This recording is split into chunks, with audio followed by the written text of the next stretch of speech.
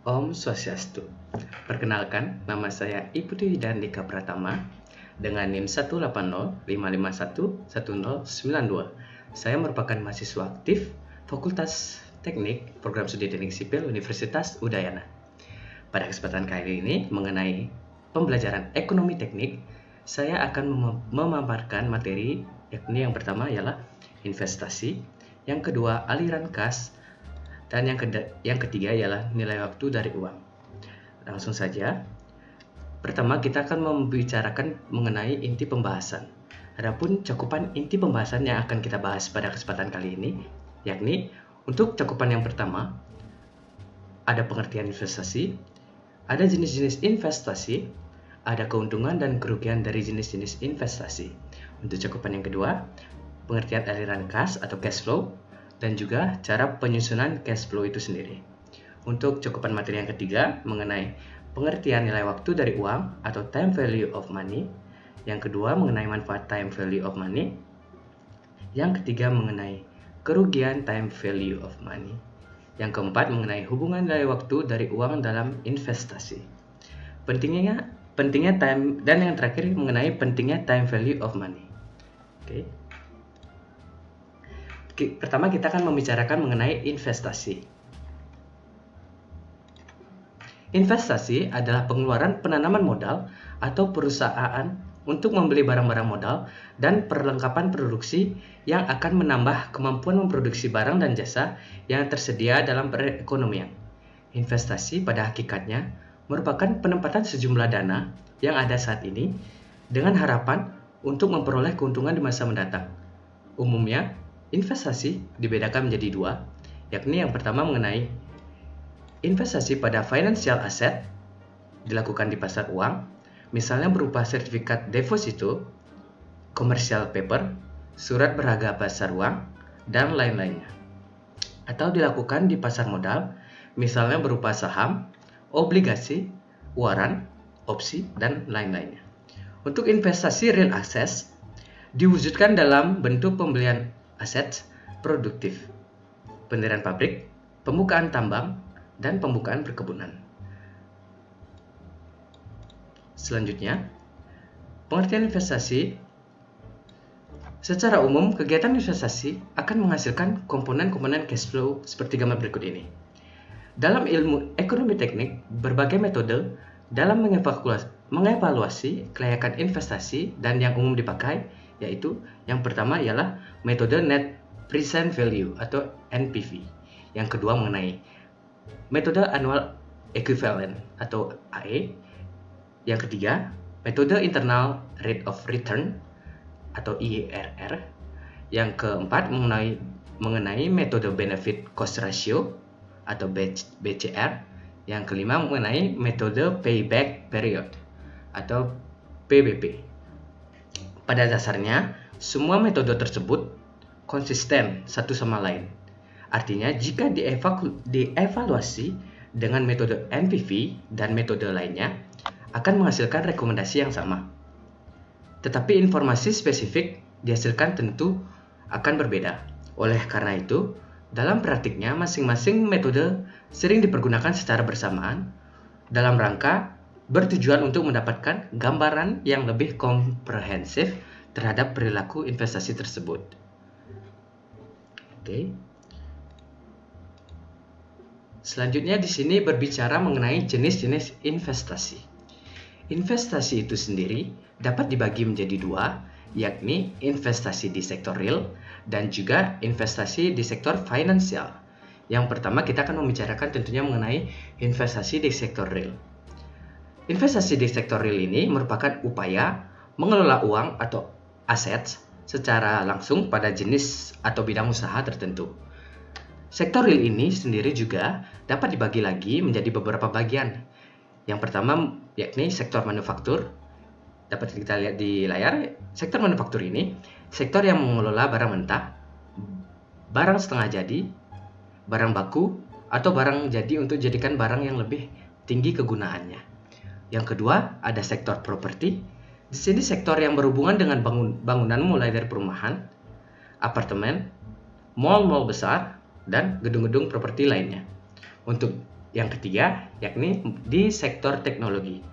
Pada sektor teknologi ini, sektor ini meliputi beberapa bisnis-bisnis yang berhubungan dengan kecanggihan atau teknologi itu sendiri. Untuk yang keempat, ialah sektor jasa. Tentunya sektor ini merupakan sektor bisnis yang memfokuskan pada usaha jasa pelayanan. Selanjutnya, kita akan berbicara mengenai jenis-jenis investasi pada investasi di sektor finansial. Sektor finansial juga lebih dikenal dengan istilah paper asset. Ini sendiri juga dapat dibagi menjadi beberapa bagian. Yang pertama, secara langsung, yakni artinya investor menentukan dan mengelola sendiri produk yang menjadi sasaran investasinya. Contohnya kita dapat lihat, yakni pertama Bursa Berjangka Jakarta, dan yang kedua pasar modal, yakni meliputi saham dan obligasi. Untuk yang tak langsung, ini merupakan pengelolaan investasi. Di sini dikelola oleh manajer investasi atau seorang atau beberapa orang yang trader. Contohnya ialah kontrak investasi kolektif dan juga reksadana. Selanjutnya kita akan membicarakan mengenai keuntungan dan kerugian dari jenis-jenis investasi. Adapun keuntungan dan kerugian dari beberapa jenis instrumen investasi yang ada. Untuk lebih mudahnya, kita dapat dilihat pada tabel berikut. Pertama, kita akan berbicara mengenai instrumen investasi deposito.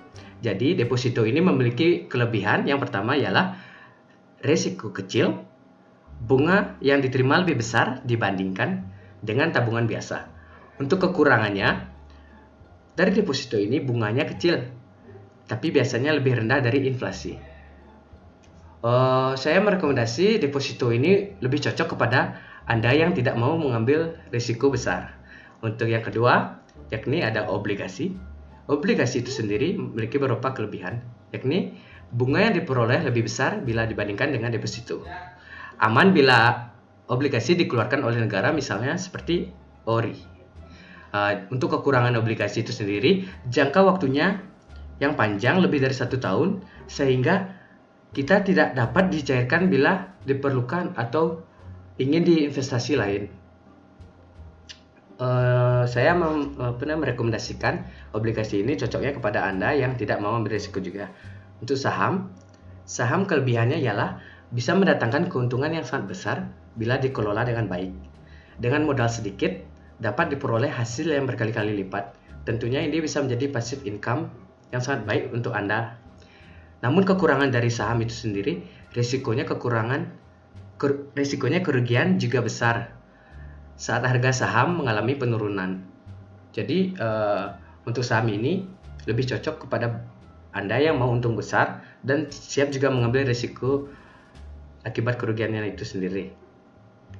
Untuk yang keempat, di sini berbicara mengenai instrumen investasi bisnis. Kelebihannya bisa dimulai dari modal sedikit, namun bisa membuat bisnis ini sesuai hobi kamu itu sendiri. Itu merupakan kelebihan dari bisnis itu.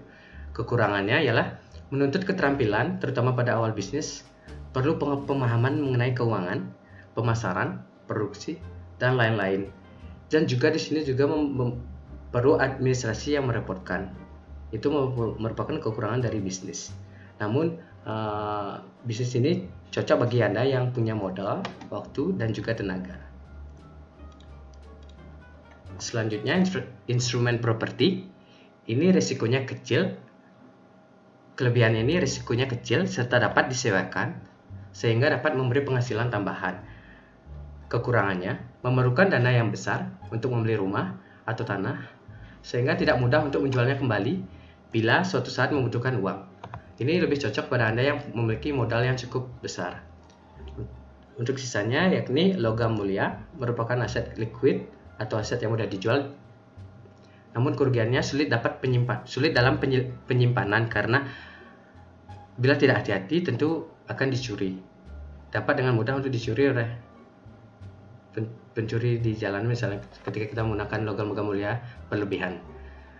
Untuk logam mulia ini cocok pada Anda yang ingin simpanan pada masa depan yang berjangka dalam waktu yang panjang. Selanjutnya ada barang koleksi, bursa berjangka, dan juga mata uang asing dan reksadana. Ini juga jenis-jenis investasi yang memiliki kekurangan dan kelebihan masing-masing. Kita bisa lihat dalam presentasi berikut. Barang koleksi tentunya keuntungannya sambil menikmati hobi yang kita menghasilkan, hobi yang kita sukai. Namun kekurangannya bila tidak memahami barang koleksi tersebut, kita bisa mudah ditipu tentunya. Ini lebih cocok kepada bagi Anda yang senang barang koleksi tertentu. Untuk selanjutnya kita akan berbicara mengenai aliran kas atau cash flow. Jadi aliran cash flow itu adalah tata aliran uang masuk dan keluar per periode waktu pada suatu perusahaan. Cash flow itu sendiri terdiri dari yang pertama yakni cash in atau uang masuk, umumnya berasal dari penjualan produk atau manfaat terukur atau benefit. Cash out ialah merupakan uang keluar, merupakan kumulatif dari biaya-biaya cost yang dikeluarkan. Jadi cash flow itu yang dibicarakan dalam ekonomi teknik adalah lebih kepada cash flow investasi yang bersifat estimasi atau prediktif. Jadi, karena kegiatan evaluasi investasi pada umumnya dilakukan sebelum investasi tersebut dilaksanakan, kita perlu dilakukan estimasi atau perkiraan terhadap cash flow yang akan terjadi apabila rencana investasi tersebut dilaksanakan. Dalam suatu investasi secara umum, cash flow akan terdiri dari 4 komponen, yaitu pertama, investasi,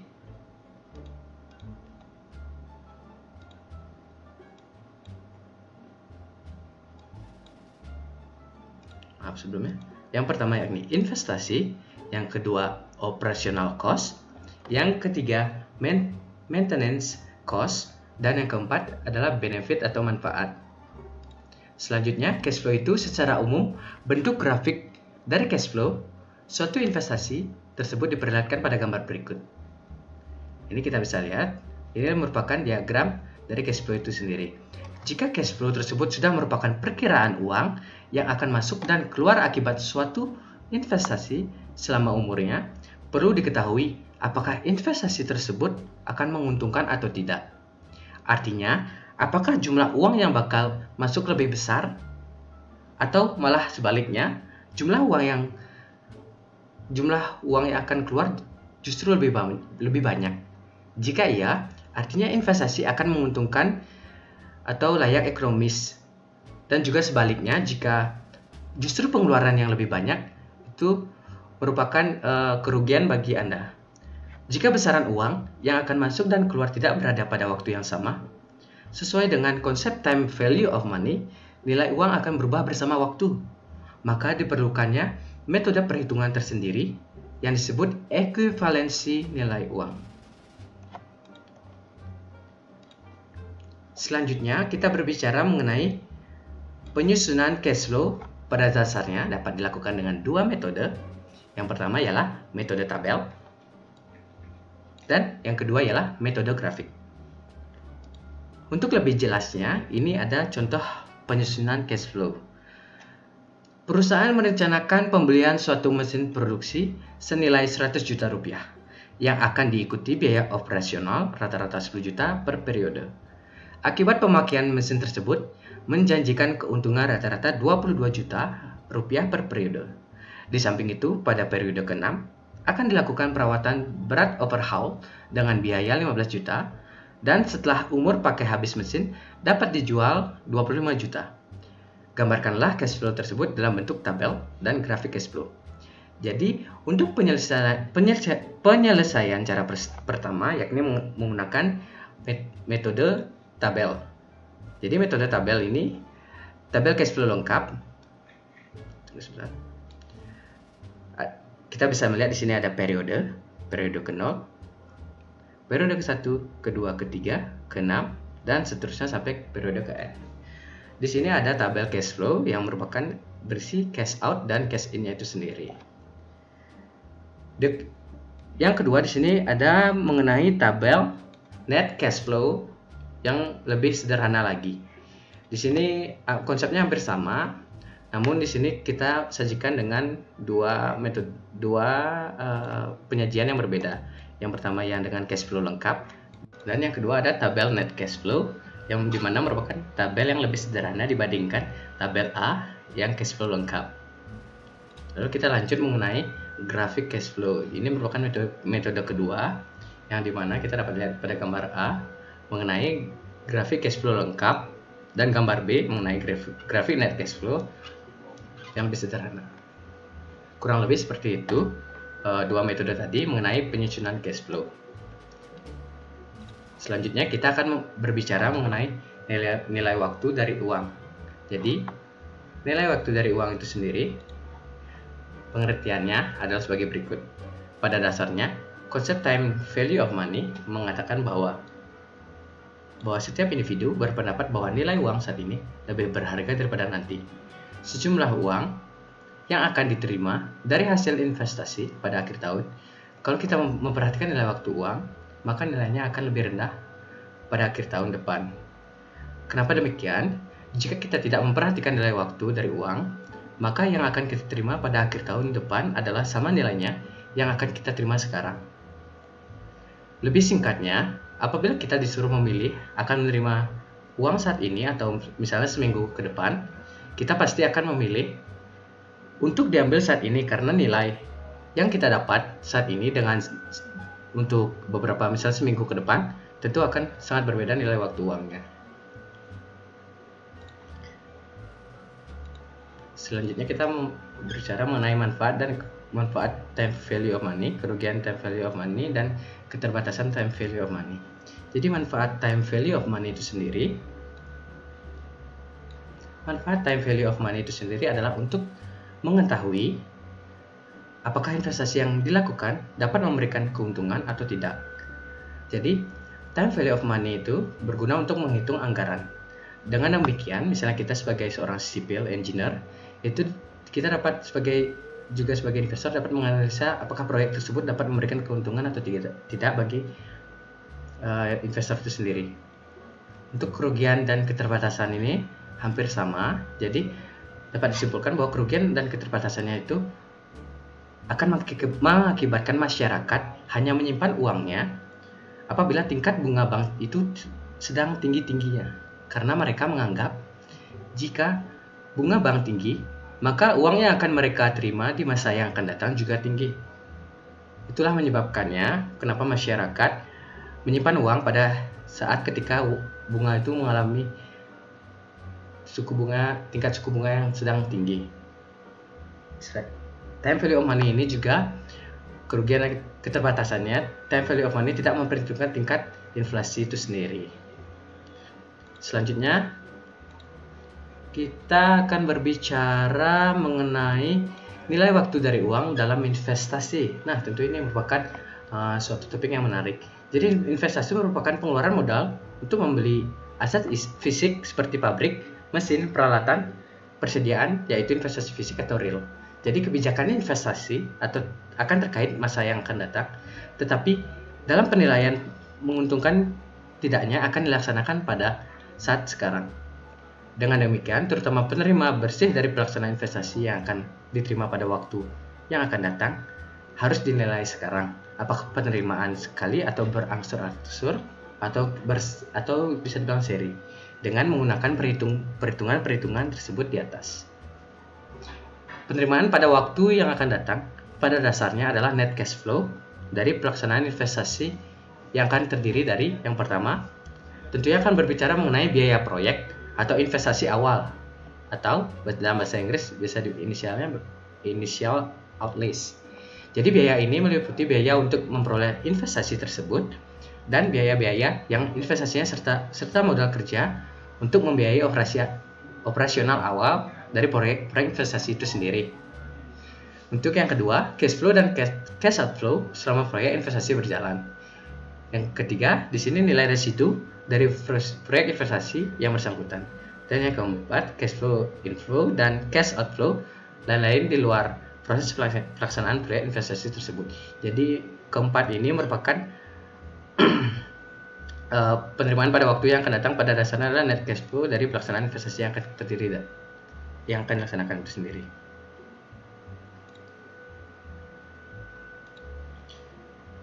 Selanjutnya kita akan berbicara apa sih pentingnya time value of money itu sendiri. Jadi setidak-tidaknya terdapat dua alasan kenapa demikian. Yang pertama, resiko pendapatan di masa mendatang lebih tinggi tentunya dibandingkan dengan pendapatan kita saat ini. Yang kedua, ada biaya kesempatan atau opportunity cost pendapatan masa mendatang. Jika pendapat diterima sekarang, kita bisa menginvestasikan pendapat tersebut atau semisal pada tabungan dan akan memperoleh bunga tabungan itu sendiri. Oleh karena itu, penting untuk mengetahui konsep waktu dari uang itu sendiri sebelum kita dapat mempelajari materi yang lainnya. Uang yang dimiliki sekarang jauh lebih berharga dibandingkan uang yang akan diterima di masa yang akan datang atau di tahun depan. Karena uang yang kita miliki sekarang dapat diinvestasikan, ditabung atau didepositkan yang dapat menghasilkan bunga sehingga nilainya lebih tinggi. Jadi kurang lebih paparan materi yang saya jelaskan tadi mengenai investasi, cash flow, dan nilai waktu dari uang atau time value of money. Jika ada salah kata, saya mohon maaf dan saya tutup dengan Brahma Santi. Om Santi Santi Santi. Terima kasih.